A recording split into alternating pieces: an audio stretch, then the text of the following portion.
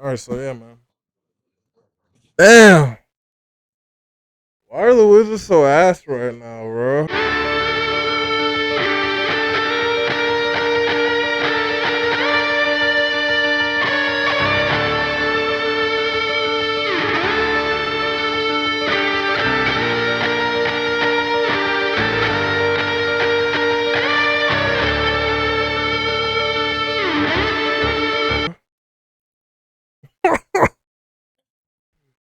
Come Oh, on. is this part of the? We're going right here, right now. I'm going with the hard hitting like questions. action or no shit. Nah, we do it right from the cuff here, man. All right. Why are they ass? We're 1-13 right now. Yeah, I know what There's the record a is. couple fans. Fans are getting loud especially after that Nets loss.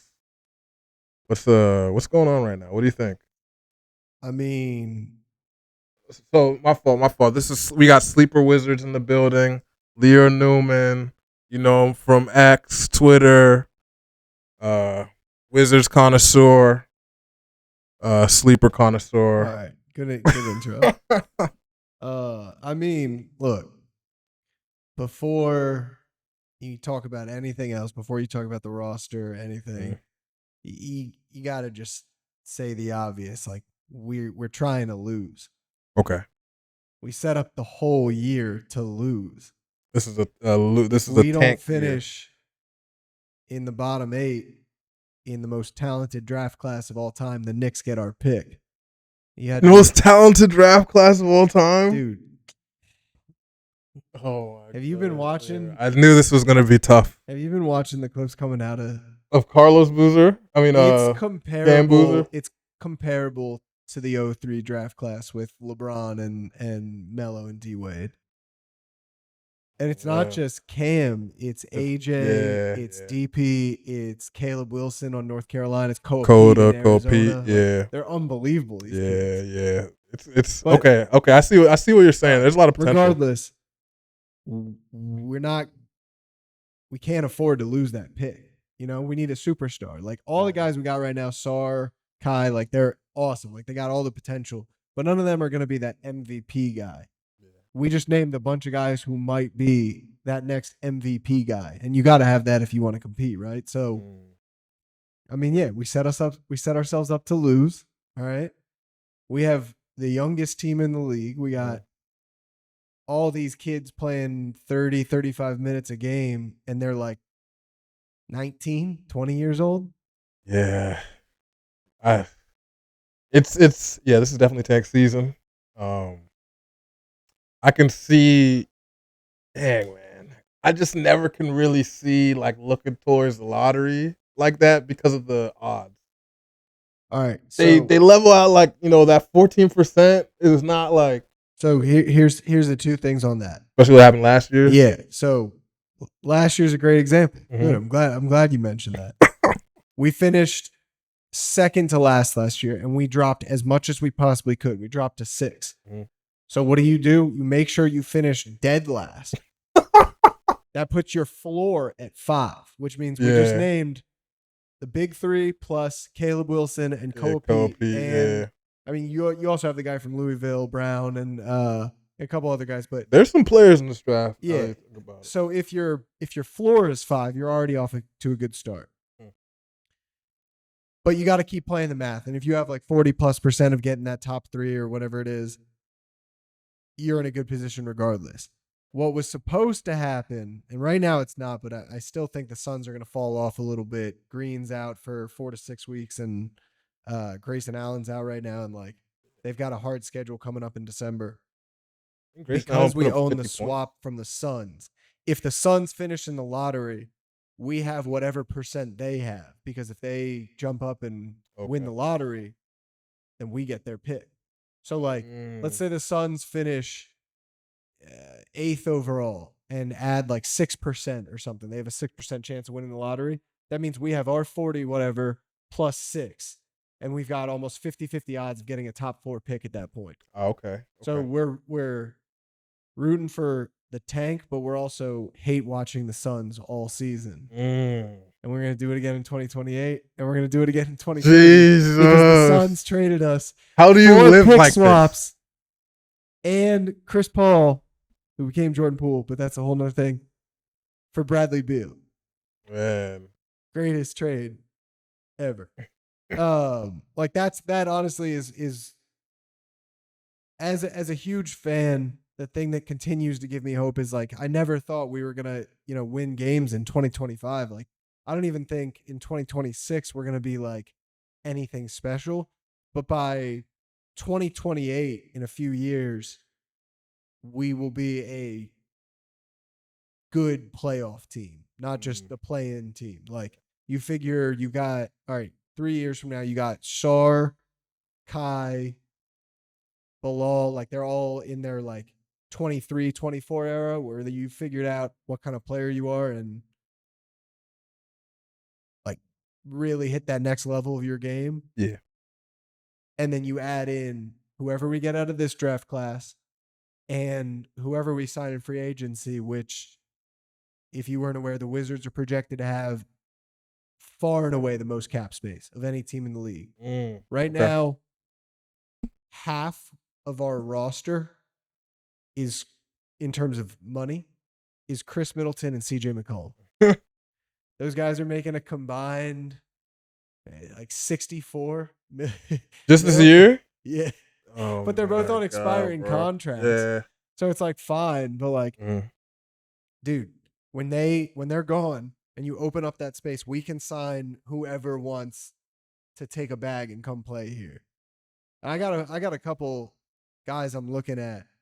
Got last night's semi-hero Kobe White. He'll be a free agent. Okay. He'd be a great point guard for the Wizards. Yeah. You had like Kobe, Trey, Sar, Kai, and Bilal as a 5. That's a good start. And then you add that top 3 pick. Yeah. And you got Bub coming off the bench. I'm telling you, like, there's a lot of reasons to be optimistic about the Wiz if you're looking towards like the 3-year future and you don't let yourself get stressed out when we're doing shit like blowing a massive lead against the Pistons and letting Denise Jenkins hit a buzzer beater to send it to OT, or blowing a 18-point lead or whatever it was against the Sixers. And it's for the tank, man. Just to make it a little interesting though. Yeah. Also, I don't mind these early losses, because think about it. If we lose now and we're like solidified in that worst spot, which is going to be hard this year, like you see the standings, the Pacers suck, the Nets suck, the Pelicans aren't trying to suck, but they do suck. They do suck, yeah. You got a bunch of teams down there playing this tanking game, so you got to make sure you're the bottom. So if we solidify early that we're the worst of the worst, and we get rid of Chris and CJ around February, around the trade deadline, then come like March and April, we can try to win and it won't matter. So you can let the young kids loose and let them play and actually try to win games, and it won't matter against the final tank. Like last year when Bub hit that buzzer beater in the final game of the season. Relax. Yeah, we know who it was against. Relax. When Bub hit that buzzer beater, that literally cost us the chance to be in a I remember coin flip for worst record with the Jazz. Yeah. And if we had won the coin, instead, we lose. We're 1 game better than them, so there is no coin flip. Let's say we win that coin flip. Our floor becomes 5. Theirs is 6. Maybe we don't have Trey Johnson. I don't know if we would have still gone with Trey over Ace Bailey, but Ace was trying to force his way to Washington. Yeah. We would have been the 5th pick. I don't know this for sure, but I think Ace Bailey would be a Wizard. And the whole trajectory is different. So, give yourself the best odds and, just go 5. So, yeah, lose now.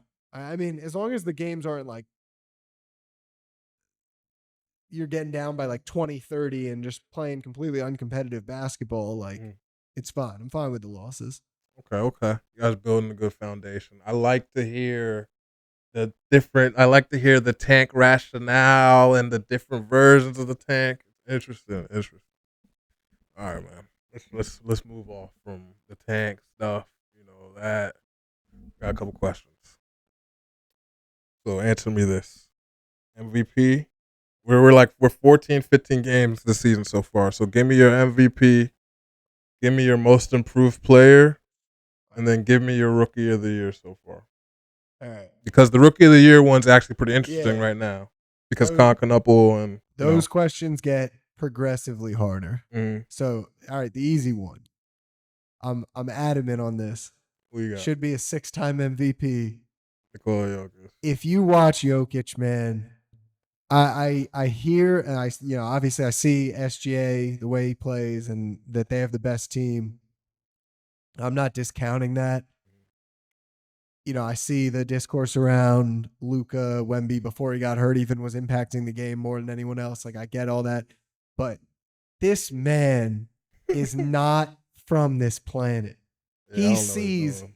every spot on the court in a way that does not seem possible. Yeah. Mm-hmm. Every single I've seen some of these stats.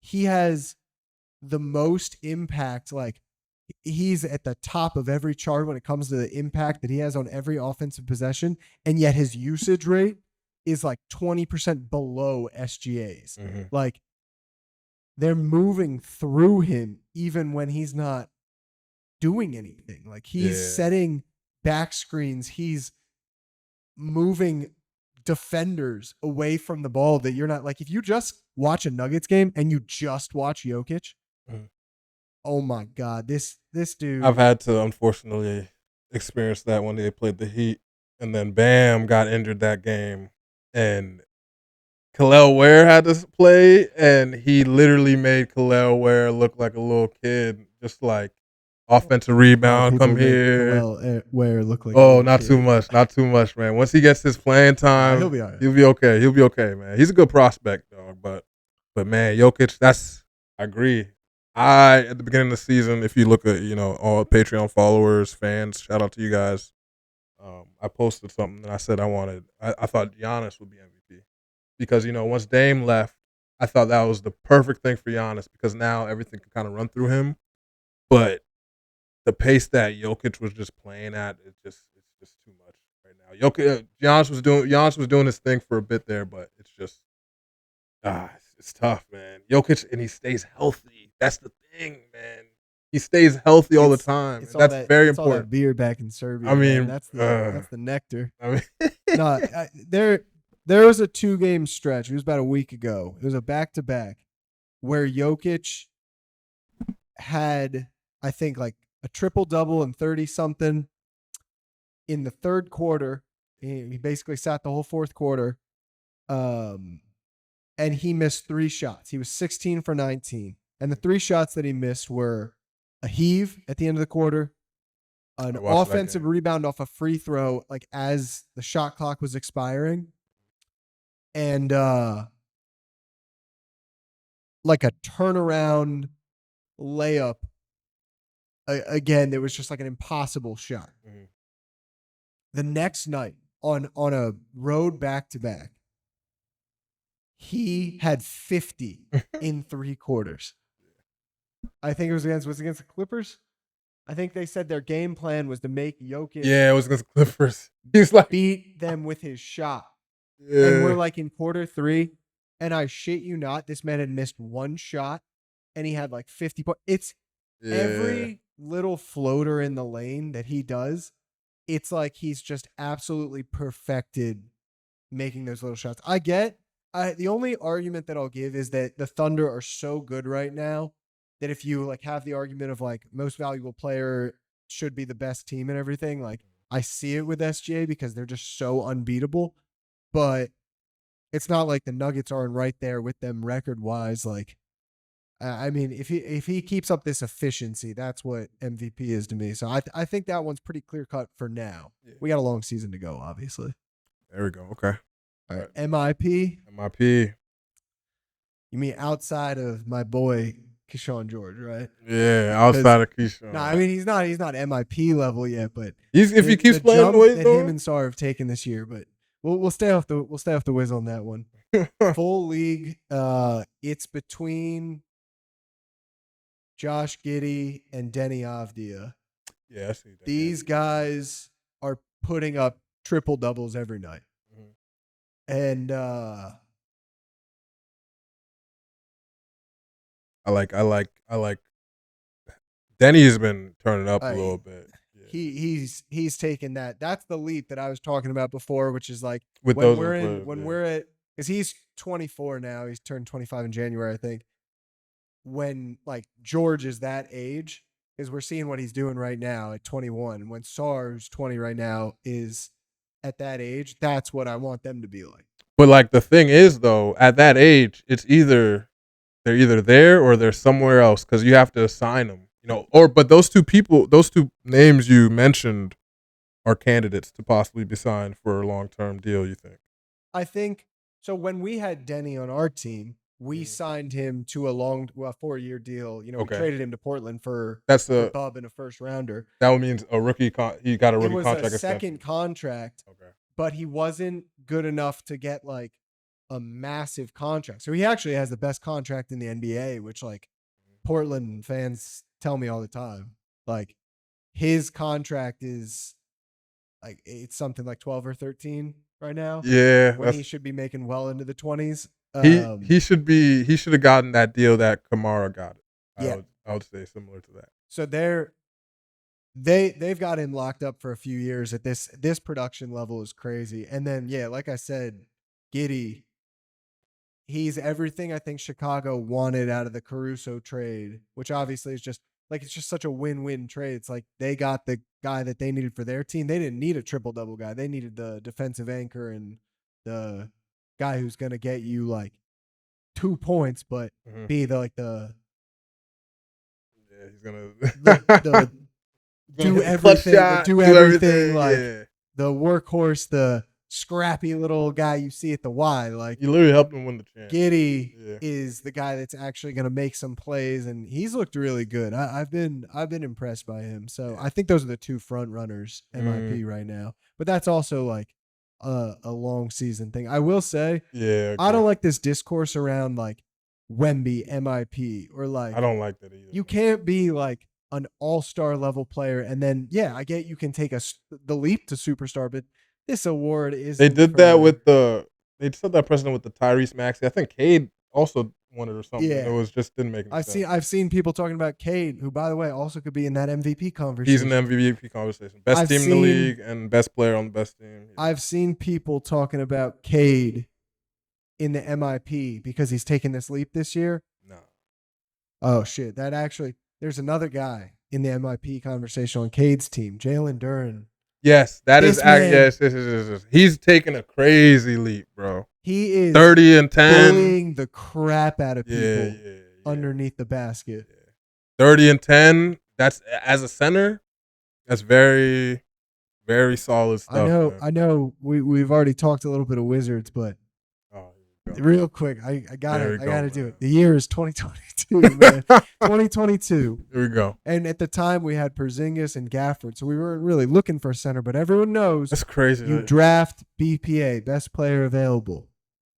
You draft talent, and there's this like 19-year-old kid, man, who's got this raw force under the rim. Everybody's talking like, "Oh, where's Duren gonna go?"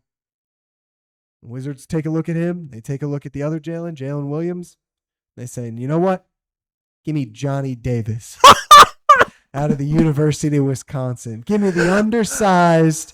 You going with LeBron? You going with Steph? Give me Johnny Davis out of Ohio State. And now look at the Jalen's, man. If Jalen Duren was playing alongside Alex Sarr, we would have exactly what Houston has in Şengün and Steven Adams type play. They would be so good as a 4 and a 5.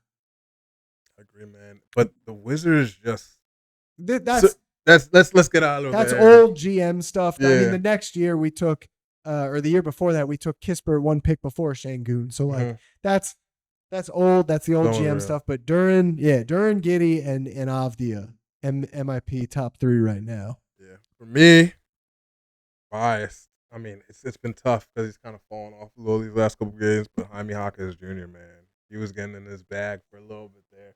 He was really fighting to get to there, but like he cooled off a bit there. But he was like top 3 in layups per game. He was really playing real aggressive. But that's just I hear you on it. There's 2 guys from that draft, Jaime and Pods, on Golden State that they're just real streaky with it. Yeah. Like one day, I think that they're gonna take that leap, and then they go through like a 3 or 4 game stretch where they don't look so good. Yeah. Yeah. But no, I think he's got a good future. I think he's a He- he's yeah. a good fit on the Heat. Yeah, he had a real low sophomore season, even though he dropped like 41 in the game, one game. But he's been consistent, a little bit more consistent this year. Yeah, That's who I got. But or Jalen Duren. yeah. I think he's gonna really, because I think the Pistons are. If they're the a tough Pistons team, maintain man. this and they end up, I mean, we got a long season, right? But if the Pistons end up on top of the East, then I think it's a no-brainer. It's going to be Duren. We're going to talk about Cade as the number 3 MVP guy with Jokic and SGA, and easily JB Bickerstaff Coach of the Year. Yeah, I agree.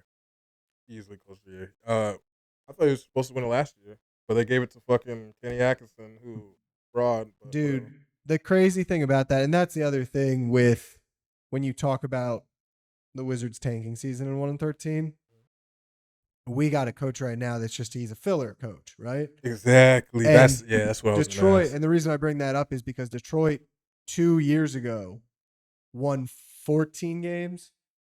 Got or JB 17 Bickerstaff. games, and the year before 14, and Cleveland fired Bickerstaff. I think they hired him within like 2 or 3 weeks. It didn't. The firing from the Cavs didn't make any sense. Coaching Made when no you're sense. taking this kind of leap, like when you don't have necessarily a Jokic or a LeBron or someone that like kind of runs the court by themselves, coaching is huge. And This is, and what especially he's a team doing like with this. the Pistons right now. I was talking about it a little earlier. The game that they won, I think it was against the Sixers, without Cade, without Asar, without Jalen, without Tobias. Yeah, Like, that's crazy. that's unbelievable. Yeah, To be able to take guys like Paul Reed and Denise Jenkins and Duncan Robinson and make them and they beat it. Embiid wasn't playing and George wasn't playing, but Maxey was playing. Maxey was there. Edgecombe was playing. Yeah, Like, they beat a good team. Sixers are a good team. Yeah, I mean, what Bickerstaff's got going on in Detroit, he's got them looking like the 2004 Pistons. and He's got the defense out. Yeah. Having Asar is such a cheat code with Jalen and Cade Cunningham, who's a 6'8" point guard. Yeah, So it's just literally they have a great future. That's why with the coaching thing, like the Rockets are good also comparison because they're a young team, and then they got Ime Udoka, who's a great coach to lock everything in, and like they're a very sleeper team, man. Their lineup, you remember that first game lineup? Amen at point guard, KD at shooting guard. Yeah, it was like 100 feet of length. Fucking Jabari Smith Jr. at small forward, and Absolutely then Sengun and enormous. Steven Adams. Like that team will give people problems, but Yeah. No, I think I like the West when this you year, when man. you get guys like Ime and JB and those guys that move around from team to team, the second one of those guys is fired, you got to scoop them up. Yeah. You can't be playing around with these filler unless you're tanking, and then you can have a filler coach. Give Brian. I have a few a piece prospects low. for the Wiz. Mike Malone in late October said he wants to come back and coach. Not the Wizards in particular, but he just said he wants to return to coaching. There's a few guys around the league. Sam Cassell, who used to be an assistant in DC, and he like just someone who's got that intelligence level at that next level. In the league a little bit. I'll go off that. We can go to rookie of the year because I'm interested in that one. Yeah. It's early. This draft class it changes every day. So like you start the season, it's a runaway. Coop's the favorite, right? Oh, VJ. Me? No, I'm saying like before the season. Oh, before, yeah. And then you start the season, and VJ comes out firing. Yeah, firing. Then VJ goes a little cold, and Harper starts firing, but then Harper gets hurt. And now, Cooper, yeah, I didn't see him last night against the Knicks because he didn't play because of an illness, but he's been getting better. And now you got two guys coming on. So a few games ago, it was Khan. Yeah. And everybody was sleeping on this kid during the draft. And You know, I'll admit I was a little bit like Charlotte's passing on Ace and Trey for Knuffle. Yeah. But no, I mean, kid can shoot.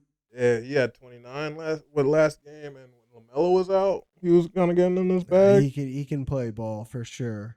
And then it looks like it's gonna be Khan, and then my guy DQ from the University of Maryland. Oh yeah, 30 Did you points see him last last? game, 8 Man, rebounds. Yeah, I kept saying I on I draft really liked day, him, bro. if you can't get one of the top guys, and I'm still happy with Trey Johnson, but if you can't get one of the top guys, don't be afraid to trade back a little bit, get another pick or something, and get DQ. Yeah. And people didn't think he had like the athleticism, I guess, or like that he was too slow. I watched this kid play at Maryland. Yes, sometimes you see that kind of style at a big man, and you can't. You just got to go There's for it. guys who have a feel for the Yeah, game, yeah. and he's got. I mean, I remember sitting in a bar with a bunch of people watching that buzzer beater in March Madness. Yeah. You know, he hits that, and what is it that he said? He goes, I'm I'm from from B-More. Baltimore. Yeah. Give me the ball. There's guys who want this. Like, Yeah. nah, I'm. Everybody's shitting on New Orleans for that trade, and rightfully so, because they're so bad that Atlanta is going to get like a top 5 pick out of them. But it's not the worst trade ever, and it's not the worst trade ever because Derek Queen is going to be a guy in this league for many years. And they didn't really have big man. Who they have? Kevin Looney? Is there like they're starting big man or whatever? Like, Bro, I mean, yeah. So right now, I mean, after this past like week or two, I mean, DQ might be the leader in the clubhouse, which is crazy, but it's going to change every week. Yeah. There's no one who has like solidified themselves as like, oh yeah, they're going to win rookie of the year. I thought it was VJ for the first like That's 2 what I weeks of the thought, season. yeah. Then he cooled off a lot. But for like 2 weeks there, man, I was like, damn, this kid is a bucket. Almost dropped 40 his first game, or dropping 40s, whatever he dropped, and then 30s, 20s, man. I think Long by the season, end of the season, like realistically, you have to still say Coop will 'Cause be it's just because he's just like that good. yeah. And the team he's on, you think it's gonna be, I think, conducive to, but that's what you thought. Dude, But I I don't know. I have a lot of pain as a Wizards fan, but I feel for Mavs fans, We're going dude. through it right now, man. I mean, do you blow it up again? Like, they're talking about maybe trading AD. You got the year without Kyrie. You got Gaff's constantly hurt. PJ's plays old. Like, I don't know what their plan is exactly right now, but no, I think Coop will be solid for them regardless. Obviously, like long term, like he should be a superstar, but this year alone, he should be solid. And Final pick end of the year. I mean, if I had to say right now who will be the rookie of the year, yeah, I think it'll still be Coop. But any of those guys that I named it, and there's guys we didn't even talk. We're not even talking about Cedric Coward on Memphis. Man, 50-40-90 guy. I'm saying there's guys like this was a good draft. It's crazy because you don't really know how good the draft is until 2 games into the season, and you hear all these names of these kids, and they're just like, man, like for example, Kel'el Ware, like, oh boy, thank you. Back on Kel'el Ware again. Anyways, yeah, so shout out my boy Leo Newman. I'm Data over here. Check him out, SleeperWizards at SleeperWizards. at SleeperWizards. We're gonna put it in the description. Check out some. He's gonna be grieving about the Wizards on there. He's gonna be posting stats, doing all that. So check him out. Good looks.